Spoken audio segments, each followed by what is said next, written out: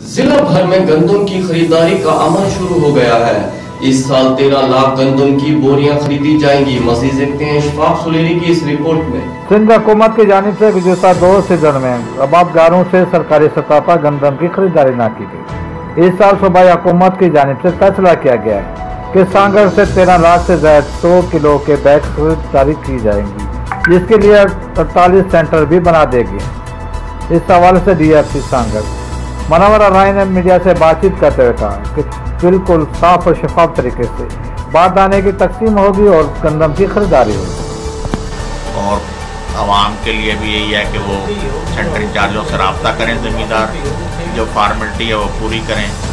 कोई शिकायत हो तो अपना हमारे ऑफिस से या मुझसे डायरेक्टली जो है वो रब्ता करें। बारदाने खरीदारी का क्या तरीकाकार होगा तकसीम का? बारदाना फार्म 7 ज़मींदार देंगे और वो अपना ले सकते हैं। मॉनिटरिंग कौन करेगा? जी, मॉनिटरिंग कौन करेगा?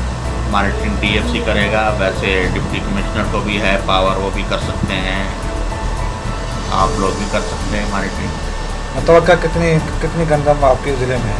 हमारे ज़िले में एक्सपेक्टेड 50 लाख बैग होते हैं।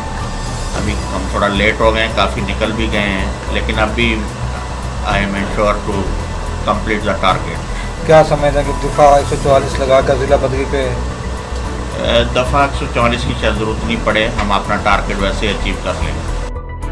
DFC मनवर राय का कहना है कि दफ़ा 144 नाफिज किए बगैर ही हम अपना टारगेट पूरा कर लेंगे। देखना यह है कि क्या DFC सांगड़ की जानिब से जो इक़दाम किए गए हैं, क्या साफ शफाफ तरीके से गंदम की खरीदारी शुरू होती है या नहीं, क्या बारदाना सियासत इस बार होगी या नहीं। कैमरामैन अजीज रमाविंद के साथ सांगड़ से।